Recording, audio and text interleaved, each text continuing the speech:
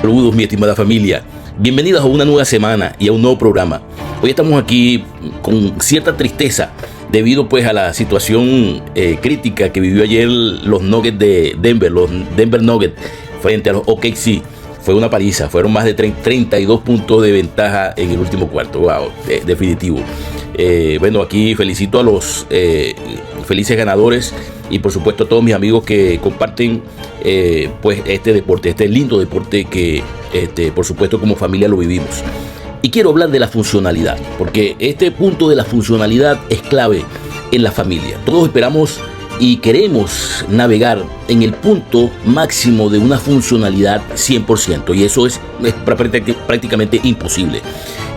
No hay un hogar, no hay una familia 100% funcional. Por eso hablamos de grados de funcionalidad. Por eso hay un estado puntual donde la familia se va avanzando en una banda de 0 a un 100%, de cómo una familia puede navegar desde el punto mínimo de la disfuncionalidad al punto máximo de la funcionalidad.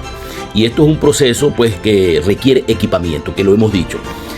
Amigo querido, hermano que usted me escucha, si usted quiere llegar a un nivel máximo en su propia dimensión de funcionalidad, tiene que equiparse, definitivamente tiene que equiparse.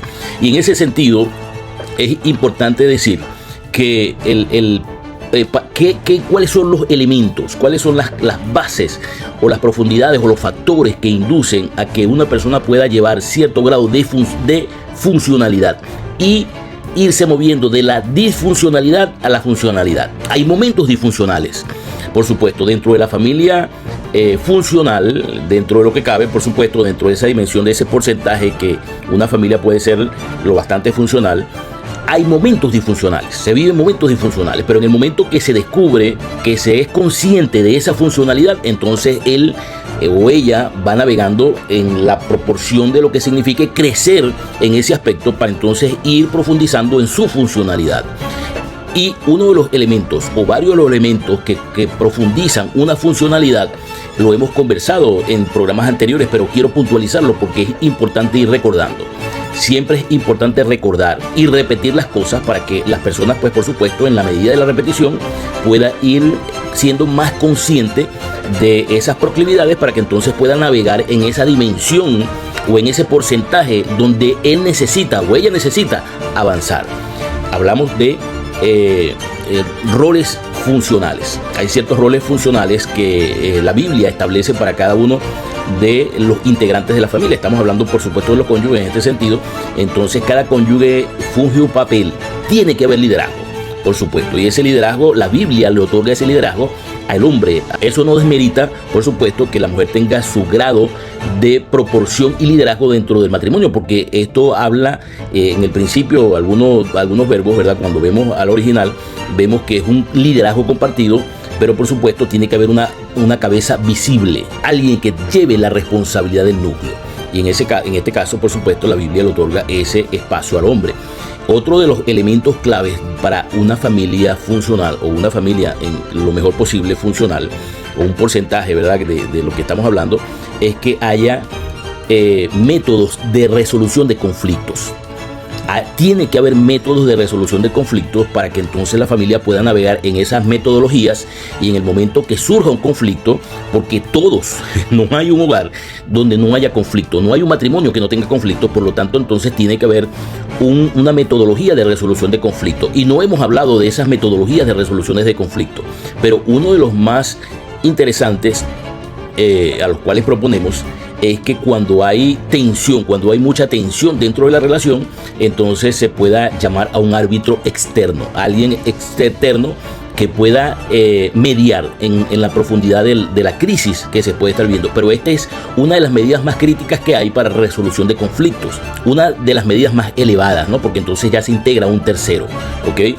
Eso puede ser un terapeuta, puede ser un pastor, puede ser un líder, puede ser un teólogo, una persona que tenga las herramientas. Tiene que tener las herramientas para que entonces ayude a esa resolución de conflictos. Pero un elemento clave para la resolución, para iniciar una resolución de conflictos, es llegar a acuerdos.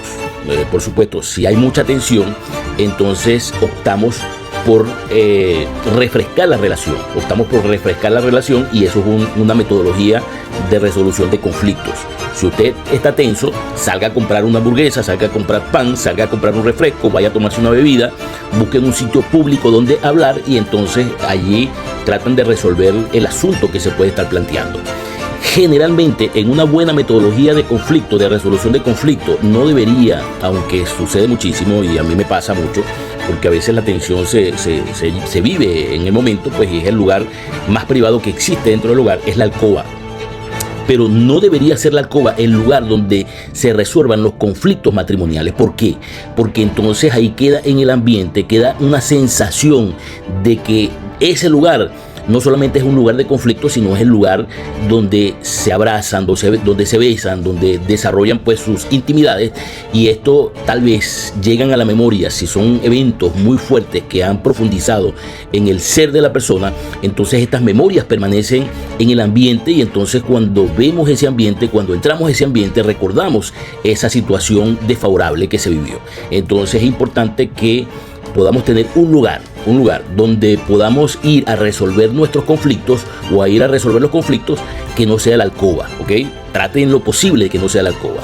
Entonces, dentro de una familia funcional, dentro de la medida, de la dimensión que se puede decir de una familia disfuncional o funcional, disculpen, que estamos hablando de familia funcional, está entonces ese grado de funcionalidad que se lleva desarrollando estas metodologías. Estamos hablando entonces, en primer lugar, de roles funcionales, o sea, el rol funcional, y eso lo podemos profundizar en un programa más extenso de los roles funcionales.